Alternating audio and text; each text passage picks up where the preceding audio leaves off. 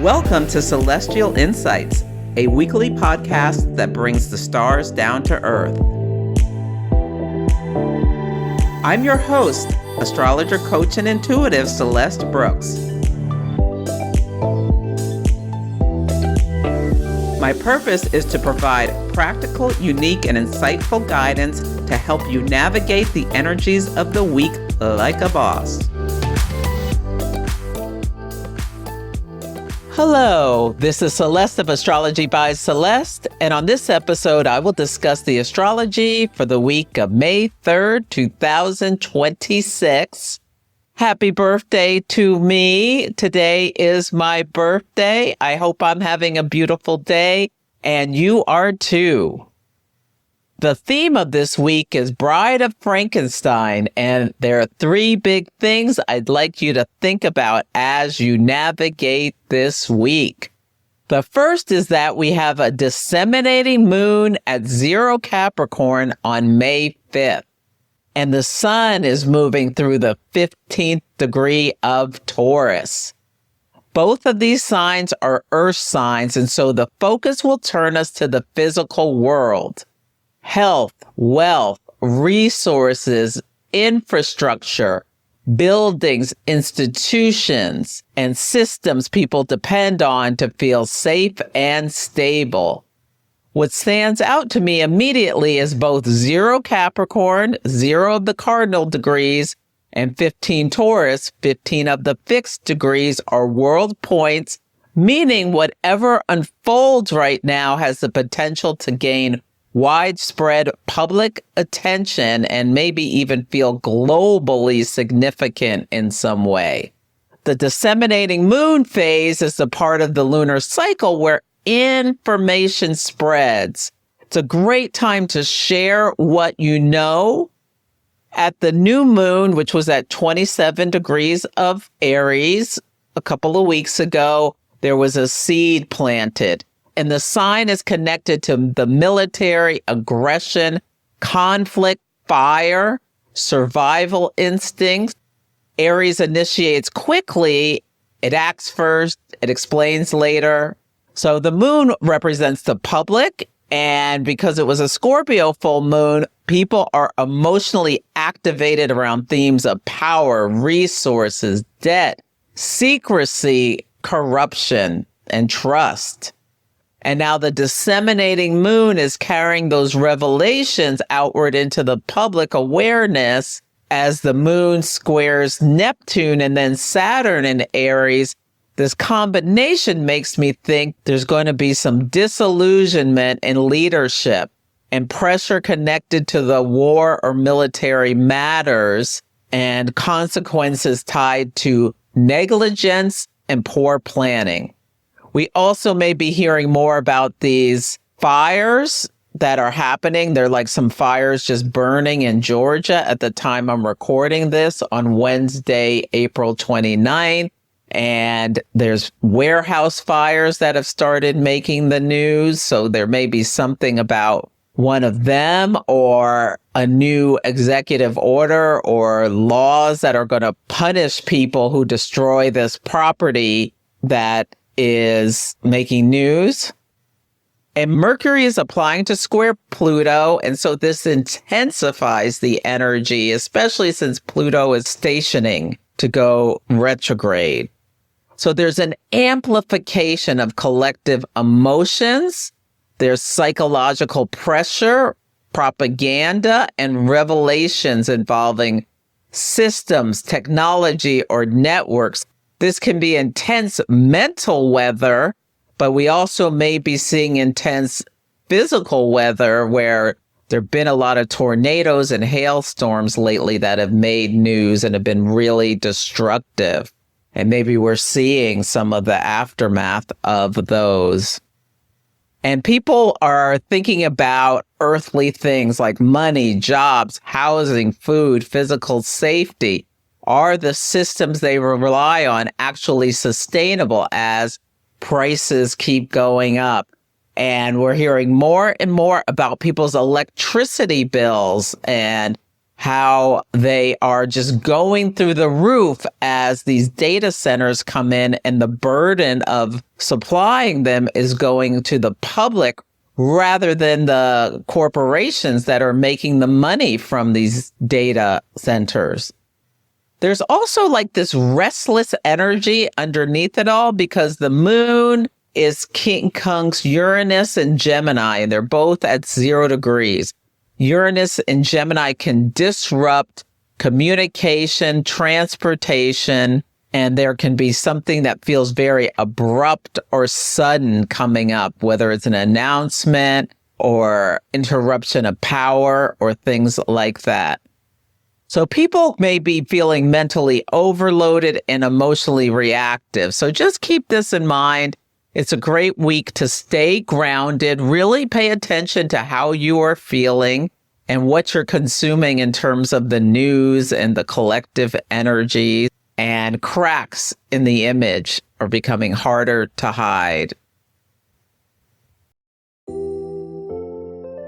If you're an astrologer ready to deepen your skills and grow your practice, I'm mentoring a small group through the Mentorship Program with the Organization of Professional Astrology.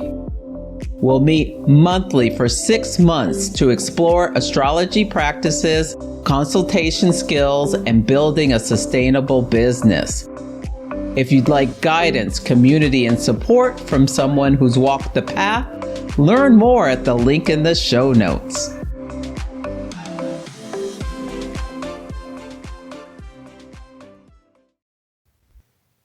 The next thing I want to make you aware of is that Pluto is going to station retrograde at 5 Aquarius on May 6th.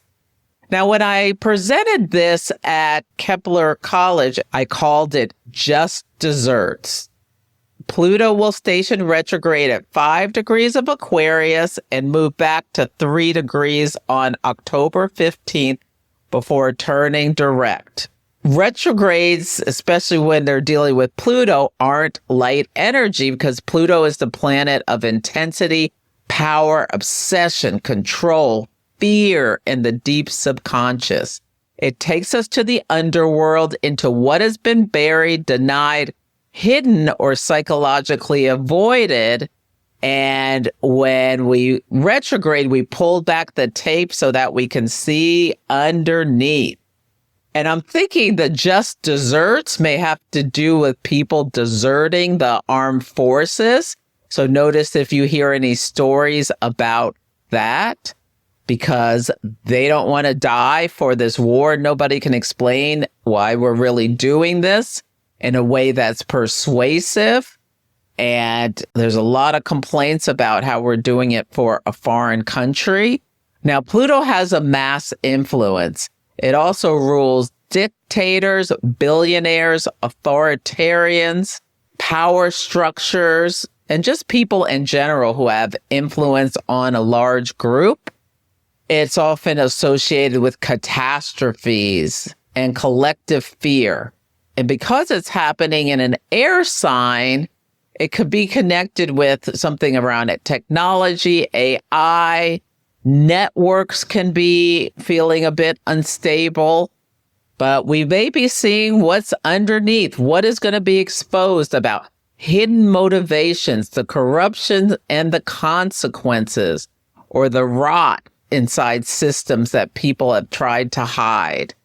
There definitely can be an amplification now of obsession and paranoia, snooping and control issues. Now, Pluto wants to uncover the truth, but in Aquarius, the truth can spread chaotically and then start to get distorted as people play the telephone game or put their own spin on things. So with Mercury squaring Pluto, it's now releasing what is coming to our conscious attention. Just be careful to double check your sources. There can also be deep trauma surfacing for healing. Pluto retrogrades force us inward and bring that subconscious material into our conscious awareness. So lingering fears come to the surface, and sometimes you just need to see it to be able to metabolize it. Now, the moon in Capricorn and Venus in Gemini are both out of bounds at this time, and out of bounds planets operate outside the normal limits of expected behavior. So we may be seeing people acting erratically, noticing relationships that are feeling a little bit destabilized, or communication gets really emotionally reactive or exaggerated. I expect corruption to be exposed, especially in the military, since we had a new moon in Aries.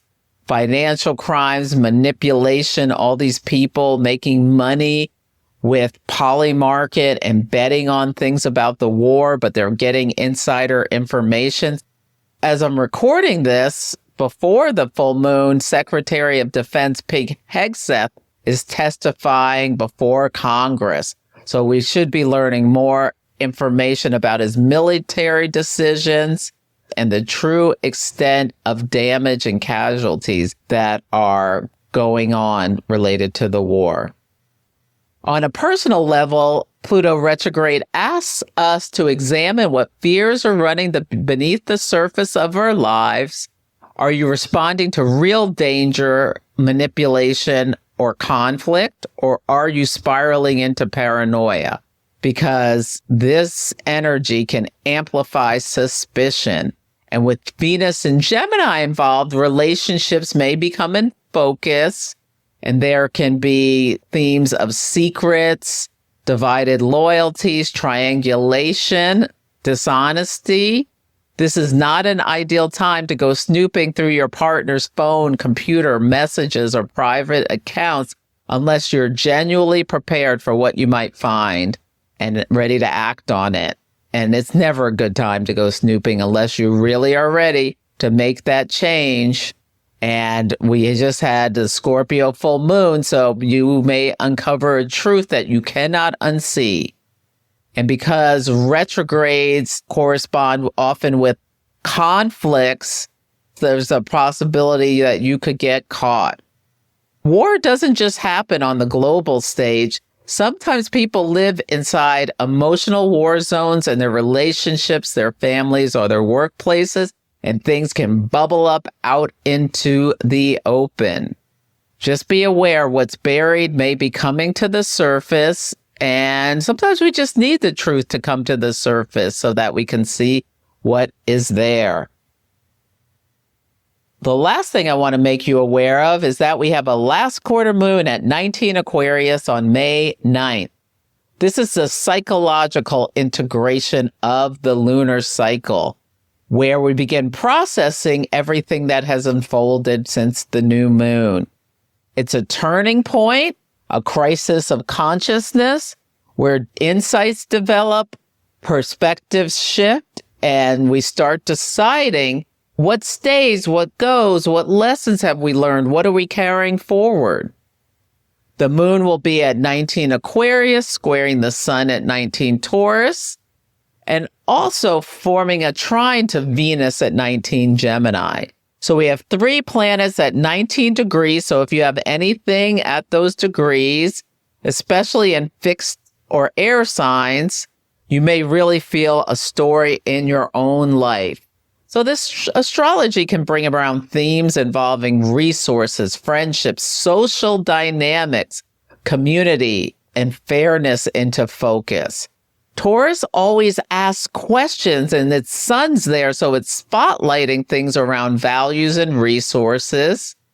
The moon may bring emotional things up about where you fit in groups or networks or in friendships with collective dynamics, and it can bring up subconscious stuff related to that.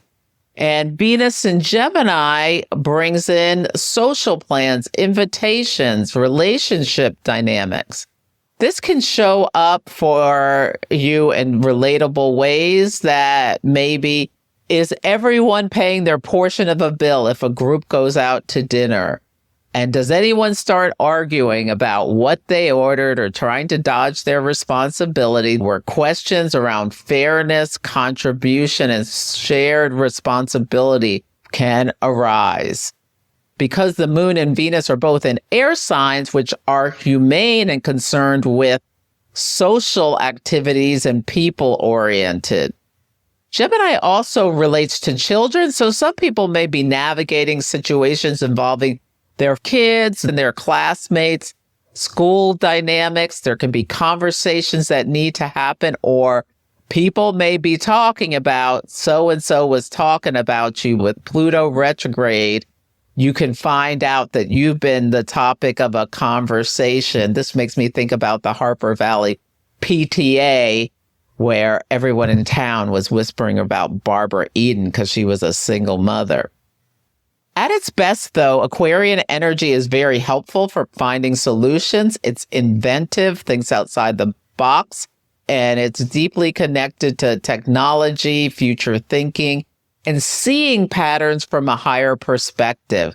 So you might find a technical solution to a problem that has been frustrating you, and it may bring some kind of breakthrough, this energy, where you get the language and the words to know how to move past a problem, especially if you talk about it with someone, because this can be excellent energy for collaboration at social gatherings, brainstorming, and finding situations that bring win-win outcomes. This could be a fun weekend to go to a party or do something playful. Some of the questions you can ask yourself at this last quarter moon is, what have you learned from this lunar cycle? What truths have surfaced since the Aries new moon and the Scorpio full moon? What are you seeing more clearly about your relationships, your resources, your community? The moon phase family of this cycle began 27 months ago, where there was the sun and the moon at 20 degrees of Aquarius on February 9th, 2024.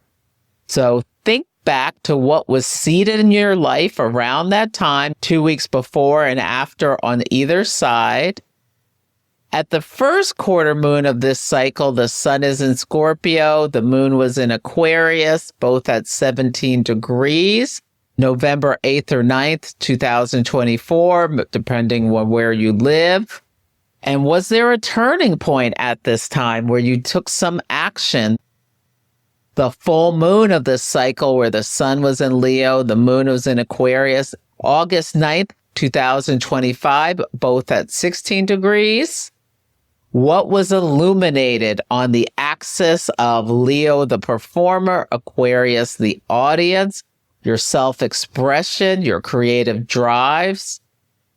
The last quarter moon now we have on Saturday, May 9th, where the sun is in Taurus, the moon is in Aquarius, both at 19 degrees. So what has been integrated within you around the topic of Aquarian themes? Look at your chart, what house is Aquarius in, and you can think about that. The theme of this week is Bride of Frankenstein. And Frankenstein began as a novel written by Mary Shelley in 1818. The full title was Frankenstein, the Modern Prometheus. And that subtitle is important because Prometheus stole fire from the gods and gave it to humanity. So from the very beginning, Frankenstein was about human beings trying to access powers that belong to nature, the divine, or forces beyond human control. And many people mistakenly think that Frankenstein is the monster, but Frankenstein is not the monster. The scientist is Victor Frankenstein, who becomes obsessed with creating life artificially. Frankenstein has been made into many movies, and The Bride of Frankenstein expanded on the original story by introducing the idea that the creature needed a companion, someone created specifically so he would not be alone.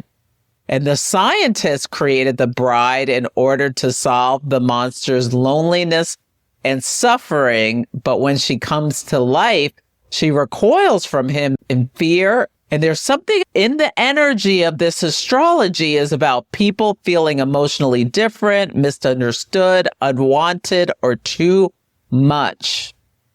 At the disseminating moon in Capricorn, people can feel emotionally exiled. Pluto retrograde pulls old wounds and insecurities to the surface, and people may be questioning whether they're truly loved, accepted, or valued, and the fears may trace back to much farther than the current relationship or situation that they're dealing with. Mercury was conjunct Chiron in Aries during the full moon in Scorpio. Childhood wounds about rejection, abandonment, not feeling chosen, or feeling fundamentally flawed may be resurfacing now, and these wounds get activated. And so people can start searching externally for reassurance, proof, and validation. The bride was literally created to fill an emotional void, to solve loneliness, to manufacture belonging. But the story asks, can love or connection truly exist if it's built from fear, desperation, projection, or control?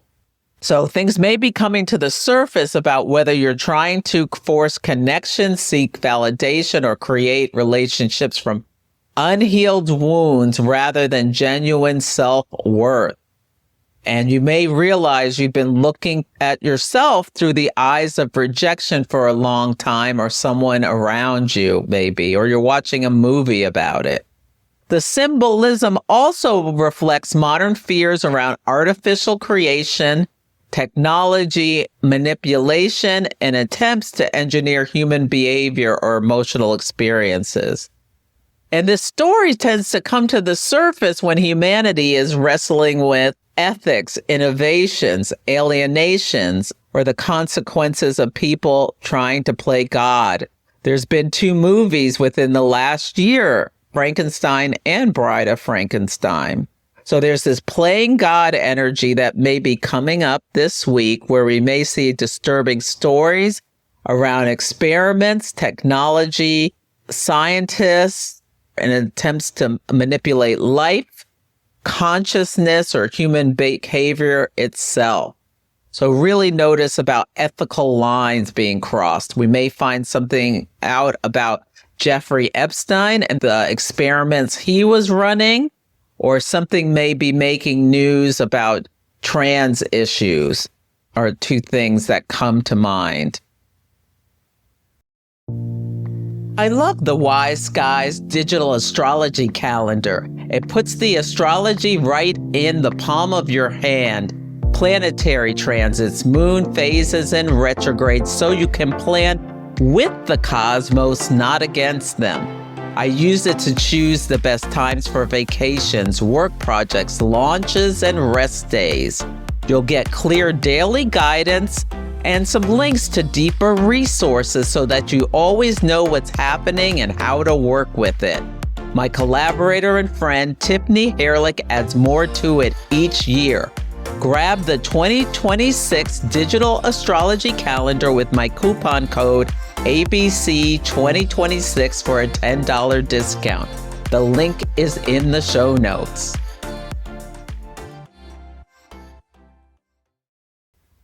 On Sunday, the word of the day is drag. And this is the day that the Sagittarius Moon opposes Uranus and Gemini. They're both at 0 degrees. So something's being seeded and brought into the conscious attention of the people. This energy is very restless, impulsive, and emotionally reactive.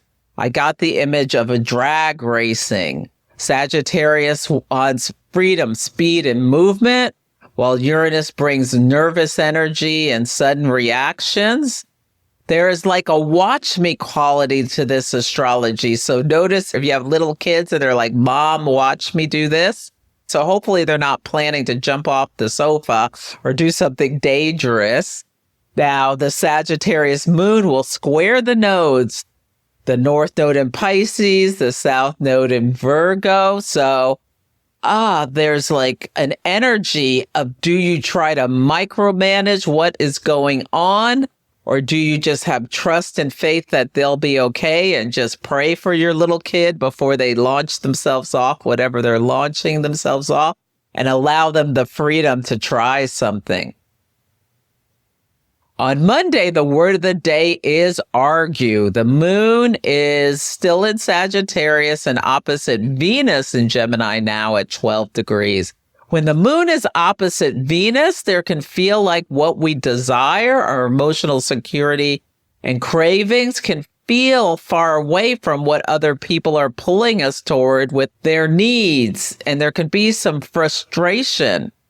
And Mars in Aries squares Jupiter in Cancer at 19 degrees of each of the respective sides. So there can be this feeling of really wanting to move forward, which can bring emotionally charged arguments around freedom versus obligation.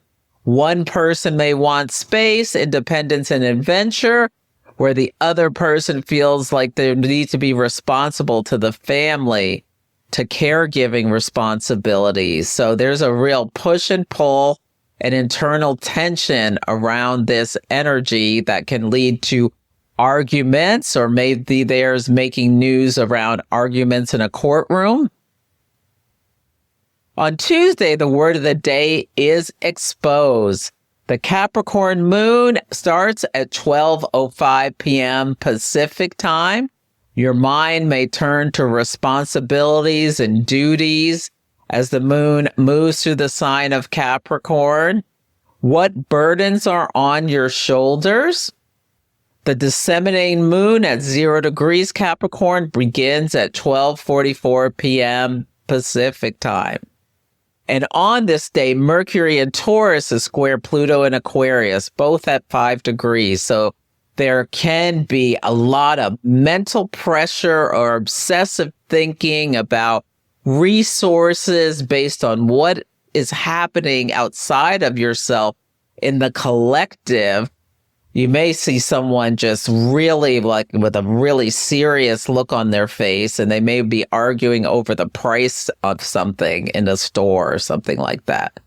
The Capricorn Moon will square Neptune and Aries at 3 degrees for both planets, and this can bring in themes of confusion. And then Mercury and Taurus will trine the South Node in Virgo, both at 6 degrees. So maybe the store clerk just cuts the price down. The South Node is a drain, or takes the merchandise back. Mercury rules commerce. On Wednesday, the word of the day is dessert. The moon squares Saturn in Aries at 9 degrees. So this is the Capricorn moon squaring Saturn in Aries. The moon in Capricorn is in exile. Aries rules the military. I think this might have to do with deserters from the military. We'll see if there's any news about that.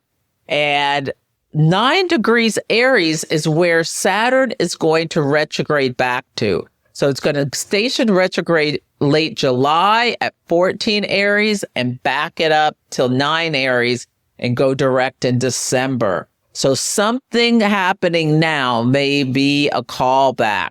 Pluto goes retrograde at 5 degrees of Aquarius at 8:34 a.m. Pacific time. So notice if we hear news about deserters from the armed forces, what their punishments are going to be, or if someone is talking about it on a news program. On Thursday, the word of the day is pressure. The Capricorn moon opposes Jupiter at 19 degrees, then squares Mars at 21 degrees, and then squares Chiron at 27 degrees. And Mars and Chiron are in Aries. People can get real steamy with this energy. And this is like really kind of cruel words can come out. So really be mindful about how much pressure you're under and try not to take it out on anyone else. And if someone blows their top with you, you might want to consider what's going on with them. And it might just be something that you kind of let go, because Pluto retrograde can be intense energy, especially for people who have things around 5 degrees of the fixed signs. And the fixed signs are Taurus, Leo, Scorpio, and Aquarius. On Friday, the word of the day is observe.